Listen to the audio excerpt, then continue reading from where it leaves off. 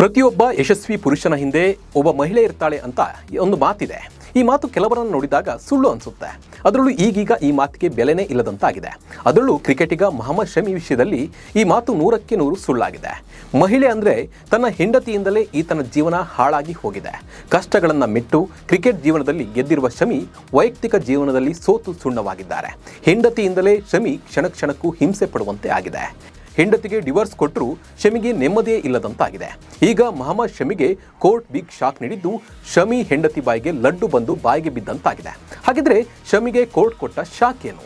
ಹೆಂಡತಿಗೆ ಶಮಿ ತಿಂಗಳಿಗೆ ಎಷ್ಟು ಜೀವನಾಂಶವನ್ನು ಕೊಡಬೇಕು ಅನ್ನೋ ಬಗ್ಗೆ ನಿಮಗೆ ಸಂಪೂರ್ಣವಾದ ಮಾಹಿತಿಯನ್ನು ನೀಡ್ತಾ ಹೋಗ್ತೀನಿ. ನಾನು ನಿಮ್ಮ ಶಿವರಾಜ್ ಬಾಣಂಕಿ. ನೀವು ಸುದ್ದಿ ಅನ್ನದ ಸಬ್ಸ್ಕ್ರೈಬರ್ ಆಗೋದನ್ನು ಮರಿಬೇಡಿ. ಹಾಗೆ ಈ ವಿಡಿಯೋವನ್ನು ಕೊನೆ ತನಕ ನೋಡಿ.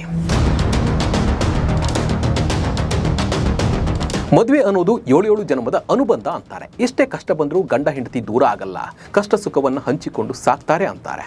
ಆದರೆ ಈಗಿನ ಕಾಲದಲ್ಲಿ ಮದುವೆ 7 ಜನ್ಮ ಇರಲಿ, 7 ದಿನ ಕೂಡ ನೆಟ್ಟಗಿರಲ್ಲ. ಮದುವೆ ಅನ್ನೋದು ಒಂದು ರೀತಿಯ ಬಿಸ್ನೆಸ್ ಆಗಿದೆ. 4 ದಿನ ಒಟ್ಟಿಗಿದ್ದು ಆಮೇಲೆ ದೂರ ಆಗಿ ಆಮೇಲೆ ಡಿವೋರ್ಸ್, ಕೋರ್ಟ್, ಜೀವನಾಂಶ ಅನ್ನೋದು ಈಗ ಒಂದು ಟ್ರೆಂಡ್ ಕಾಮನ್ ಥರ ಆಗಿದೆ. ಅದರಲ್ಲೂ ಕ್ರಿಕೆಟಿಗ ಮೊಹಮ್ಮದ್ ಶಮಿ ಈ ವಿಷಯದಲ್ಲಿ ನೆಮ್ಮದಿಯನ್ನೇ ಕಳ್ಕೊಂಡಿದ್ದಾರೆ. ಇವರಿಗೆ ನಾನು ಯಾಕಾದರೂ ಮದುವೆ ಆಗಿದೆ ಅಂತ ಹೇಳಿ ಅನಿಸ್ಬಿಟ್ಟಿದೆ. ಡಿವೋರ್ಸ್ ಆದ್ರೂ ಮೇಲೂ ಕೂಡ ಶಮಿ ನೆಮ್ಮದಿಯನ್ನ ಕೋರ್ಟ್ ಕಿತ್ಕೊಂಡಿದೆ. ಮಾಜಿ ಹೆಂಡತಿಯಿಂದ ನೆಮ್ಮದಿ ಕಳ್ಕೊಂಡ ಶಮಿ. ನಿಮಗೆಲ್ಲ ಮೊಹಮ್ಮದ್ ಶಮಿ ಗೊತ್ತೇ ಇದೆ. ಇವರು ಇಂಡಿಯಾದ ಸೀನಿಯರ್ ಬೌಲರ್. ಭಾರತ ಕಂಡ ಶ್ರೇಷ್ಠ ವೇಗಿಗಳಲ್ಲಿ ಒಬ್ಬರಾಗಿದ್ದರೂ ವೈಯಕ್ತಿಕ ಬದುಕಿನಲ್ಲಿ ಅನೇಕ ಏರುಪೇರುಗಳನ್ನು ಇವರು ಕಂಡಿದ್ದಾರೆ. ಶಮಿ ಕ್ರಿಕೆಟ್ಗಿಂತ ಹೆಚ್ಚಾಗಿ ವೈಯಕ್ತಿಕ ಜೀವನದಿಂದ ನೊಂದು ಹೋಗಿದ್ದಾರೆ. ಮೊಹಮ್ಮದ್ ಶಮಿ 2014ರಲ್ಲಿ ಹಸೀನ್ ಜಹಾನ್ ಅವರನ್ನು ಮದುವೆಯಾಗಿದ್ದರು. ದಂಪತಿಗೆ ಐರಾ ಎಂಬ ಹೆಣ್ಣು ಮಗಳಿದ್ದಾಳೆ. ಕೇವಲ 4 ವರ್ಷ ಮಾತ್ರ ಇವರಿಬ್ಬರು ಒಟ್ಟಿಗೆ ಸಂಸಾರ ಮಾಡಿದ್ದಾರೆ. ಆಮೇಲೆ ಇವರ ಸಂಸಾರದಲ್ಲಿ ಬಿರುಗಾಳಿ ಎದ್ದು 2018 ಮಾರ್ಚ್ನಲ್ಲಿ ಶಮಿ ಪತ್ನಿ ಹಸೀನ್ ಜಹಾನ್ ಅವರು ಶಮಿ ಮತ್ತು ಅವರ ಕುಟುಂಬ ಸದಸ್ಯರ ವಿರುದ್ಧ ಕೌಟುಂಬಿಕ ಹಿಂಸೆ ಮತ್ತು ವ್ಯಭಿಚಾರದ ಆರೋಪವನ್ನು ಹೊರಿಸಿ ಕೇಸನ್ನು ದಾಖಲಿಸಿದರು. ಕೊಲೆ ಯತ್ನ, ವಿಷಪ್ರಾಶನ ಮತ್ತು ಕ್ರಿಮಿನಲ್ ಬೆದರಿಕೆಗೆ ಸಂಬಂಧಿಸಿದ ಆರೋಪಗಳನ್ನು ಶಮಿ ಮೇಲೆ ಇತ್ತು. ಆದರೆ ಶಮಿ ಅವರು ಈ ಆರೋಪಗಳನ್ನು ನಿರಾಕರಿಸಿದರು. ನಾನೇನು ಮಾಡಿಲ್ಲ, ಇವರು ಬೇಕಂತಲೇ ಪಕ್ಕ ಪ್ಲಾನ್ ಮಾಡಿ ನನ್ನ ಮೇಲೆ ಆರೋಪ ಹೊರಿಸಿದ್ದಾರೆ ಅಂತ ಹೇಳಿದರು. BCCI ಕೂಡ ಶಮಿ ಅವರನ್ನು ತಮ್ಮ ರಾಷ್ಟ್ರೀಯ ಒಪ್ಪಂದಗಳ ಪಟ್ಟಿಯಿಂದ ತಡೆ ಹಿಡಿತು. ಅಷ್ಟೇ ಅಲ್ಲ, ಶಮಿ ಅವರನ್ನು ಮ್ಯಾಚ್ ಫಿಕ್ಸಿಂಗ್ನಲ್ಲಿ ಭಾಗಿಯಾಗಿದ್ದಾರೆ ಎಂದು ಅವರ ಪತ್ನಿ ಕೂಡ ಹೇಳಿದರು. ಬಳಿಕ ಶಮಿ ವಿಚಾರಕ್ಕೆ ಸಂಬಂಧಿಸಿದಂತೆ BCCI ಕೂಡ ತನಿಖೆ ನಡೆಸಿದ್ದು ನಂತರ ಕ್ಲೀನ್ ಚೀಟ್ ಅನ್ನು ಕೊಟ್ಟಿತ್ತು. ಟೀಮ್ ಇಂಡಿಯಾ ವೇಗಿಯ ಬೆನ್ನಿಗೆ BCCI ಕೂಡ ನಿಂತ್ಕೊಂಡಿತ್ತು.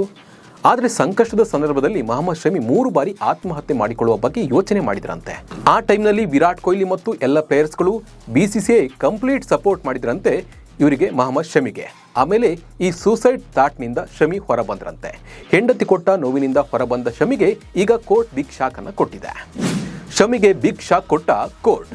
ತಿಂಗಳಿಗೆ ಹೆಂಡತಿಗೆ 4 ಲಕ್ಷ ರೂಪಾಯಿ ಪರಿಹಾರ. ಹೌದು, ಮಳೆ ನಿಂತರೂ ಮಳೆ ಹನಿ ನಿಂತಿಲ್ಲ ಅಂತ ಹೇಳ್ತಾರಲ್ಲ, ಹಾಗೆ ಶಮಿ ಹೆಂಡತಿಯಿಂದ ದೂರವಾದರೂ ಸಮಸ್ಯೆಗಳು ಮಾತ್ರ ಇವರಿಂದ ದೂರವಾಗಿಲ್ಲ. ಭಾರತೀಯ ಕ್ರಿಕೆಟಿಗ ಮೊಹಮ್ಮದ್ ಶಮಿ ತನ್ನಿಂದ ದೂರವಾಗಿರುವ ಪತ್ನಿಗೆ ತಿಂಗಳಿಗೆ 4 ಲಕ್ಷ ಜೀವನಾಂಶವನ್ನು ಕೊಡಬೇಕಂತೆ ಕೋಲ್ಕತ್ತಾ ಹೈಕೋರ್ಟ್ ಈ ಒಂದು ಆದೇಶವನ್ನು ಹೊರಡಿಸಿದೆ. ನ್ಯಾಯಮೂರ್ತಿ ಅಜಯ್ ಕುಮಾರ್ ಮುಖರ್ಜಿ ಅವರಿದ್ದ ಪೀಠವು ಈ ಆದೇಶವನ್ನು ಹೊರಡಿಸಿದೆ. ಶಮಿ ಪತ್ನಿ ಜಹಾನ್ ವೈಯಕ್ತಿಕ ಜೀವನಾಂಶಕ್ಕಾಗಿ ತಿಂಗಳಿಗೆ 1.5 ಲಕ್ಷ, ಹಾಗೆ ಅವರ ಮಗಳ ಆರೈಕೆಗಾಗಿ 2.5 ಲಕ್ಷ ರೂಪಾಯಿಗಳನ್ನು ಪಾವತಿಸಬೇಕೆಂದು ಆದೇಶವನ್ನು ನೀಡಿದೆ. ಅಂದಹಾಗೆ ಶಮಿ ಹೆಂಡತಿ ತಿಂಗಳಿಗೆ 50,000 ರೂಪಾಯಿ ಮತ್ತು ತಮ್ಮ ಮಗಳ ಖರ್ಚಿಗಾಗಿ ಹೆಚ್ಚುವರಿಯಾಗಿ 80,000 ರೂಪಾಯಿಗಳನ್ನು ಪಾವತಿಸುವಂತೆ ಕೋಲ್ಕತ್ತಾದ ಅಲಿಪುರ್ ನ್ಯಾಯಾಲಯವು 2018ರಲ್ಲಿ ನೀಡಿದ್ದ ಆದೇಶದ ವಿರುದ್ಧ ಜಹಾನ್ ಮೇಲ್ಮನವಿಯನ್ನು ಸಲ್ಲಿಸಿದ್ರು. ಆ ಸಮಯದಲ್ಲಿ ಜಹಾನ್ ತನಗೆ 7 ಲಕ್ಷ ರೂಪಾಯಿ ಮತ್ತು ತನ್ನ ಮಗಳಿಗೆ 3 ಲಕ್ಷ ರೂಪಾಯಿನಂತೆ ಒಟ್ಟು 10 ಲಕ್ಷ ರೂಪಾಯಿಯನ್ನು ಕೇಳಿದರು. ಆದರೆ ಕೆಳ ಹಂತದ ನ್ಯಾಯಾಲಯವು ಅವರ ವಿನಂತಿಯನ್ನು ವಜಾಗೊಳಿಸಿತ್ತು. ಶಮಿ ಆರ್ಥಿಕ ಪರಿಸ್ಥಿತಿಯು ಹೆಚ್ಚಿನ ಜೀವನಾಂಶವನ್ನು ನೀಡಲು ಸಹಾಯ ಮಾಡುತ್ತದೆ ಎಂದು ಜಹಾನ್ ಕಾನೂನು ಸಲಹೆಗಾರರು ಮತ್ತು ತಮ್ಮ ಮೇಲ್ಮನವಿಯನ್ನು ವಾದಿಸಿದರು. ಈಗ 2021ರ ಹಣಕಾಸು ವರ್ಷದ ಅವರ ಆದಾಯ ತೆರಿಗೆ ರಿಟರ್ನ್ ಪ್ರಕಾರ ಶಮಿ ಅವರ ವಾರ್ಷಿಕ ಆದಾಯ ಸುಮಾರು 7.19 ಕೋಟಿ ರೂಪಾಯಿ, ಅಂದರೆ ತಿಂಗಳಿಗೆ ಸುಮಾರು 60 ಲಕ್ಷ ರೂಪಾಯಿ ಆಗಿತ್ತು. ಜಹಾನ್ ತನ್ನ ಮಗಳ ಖರ್ಚು ಸೇರಿದಂತೆ ತನ್ನ ಒಟ್ಟು ಮಾಸಿಕ ಖರ್ಚು 6 ಲಕ್ಷ ರೂಪಾಯಿ ಮೀರಿದೆ ಎಂದು ಹೇಳಿಕೊಂಡಿದ್ರು. ಈ ವಿವರಗಳನ್ನು ಗಣನೆಗೆ ತೆಗೆದುಕೊಂಡು ಹೈಕೋರ್ಟ್ ಜಹಾನ್ ಪರವಾಗಿ ತೀರ್ಪನ್ನು ನೀಡಿದೆ. ಶಮಿ ಗಳಿಕೆ ಚೆನ್ನಾಗೇ ಇದೆ. ಅವರ ಪತ್ನಿ ಜಹಾನ್ ಮರುಮದುವೆ ಆಗಿಲ್ಲ, ತನ್ನ ಮಗಳೊಂದಿಗೆ ಏಕಾಂಗಿಯಾಗಿ ವಾಸ ಮಾಡ್ತಾ ಇದ್ದಾರೆ. ಹೀಗಾಗಿ ಹಿಂದಿನ ತೀರ್ಪಿನಲ್ಲಿ ತಿದ್ದುಪಡಿ ಅಗತ್ಯವಿದೆ ಎಂದು ಹೈಕೋರ್ಟ್ ಸ್ಪಷ್ಟಪಡಿಸಿದೆ. ಕಳೆದ 7 ವರ್ಷಗಳಿಂದ ಲೆಕ್ಕ ಹಾಕಿ ಜೀವನಾಂಶ ಕೊಡಬೇಕು. ತಿಂಗಳಿಗೆ 4 ಲಕ್ಷದಂತೆ ಕಳೆದ 7 ವರ್ಷಗಳ ಹಿಂದಿನಿಂದ ಲೆಕ್ಕ ಹಾಕಿ ಈ ಜೀವನಾಂಶವನ್ನು ನೀಡಬೇಕು ಅಂತ ಹೈಕೋರ್ಟ್ ಆದೇಶ ನೀಡಿದೆ. ಡಿವೋರ್ಸ್ ಯಾವಾಗ ಆಯಿತು ಅಲ್ಲಿಂದ ಲೆಕ್ಕ ಹಾಕಿ ಕೊಡಬೇಕು. ಅಂದರೆ 7 ವರ್ಷ ಅಂದರೆ ಹಳೆ ಬಾಕಿನೇ 3 ಕೋಟಿ 36 ಲಕ್ಷ ರೂಪಾಯಿಯನ್ನು ಶಮಿ ಅವರು ನೀಡಬೇಕು. ಜೊತೆಗೆ ಇನ್ನು ಮುಂದೆ ತಿಂಗಳಿಗೆ 4 ಲಕ್ಷ ರೂಪಾಯಿಯನ್ನು ನೀಡಬೇಕು. ವರ್ಷಕ್ಕೆ ಏನಿಲ್ಲ ಅಂದರೂ ಶಮಿ ಹೆಂಡತಿಗೆ 48 ಲಕ್ಷ ರೂಪಾಯಿ ಶಮಿ ಅವರಿಂದಲೇ ಸಿಗುತ್ತೆ. ಕೇವಲ 4 ವರ್ಷ ಸಂಸಾರ ಮಾಡಿದ್ದಕ್ಕೆ ಮೊಹಮ್ಮದ್ ಶಮಿ ದೊಡ್ಡ ಬೆಲೆಯನ್ನೇ ಕಟ್ಟಿದ್ದಾರೆ. ಅದಕ್ಕೆ ನಾನು ಮೊದಲೇ ಹೇಳಿದ್ದು, ಮದುವೆ ಅನ್ನೋದು ಈಗ ಒಂದು ಬಿಸಿನೆಸ್ ಆಗಿದೆ ಅನ್ನೋದನ್ನು.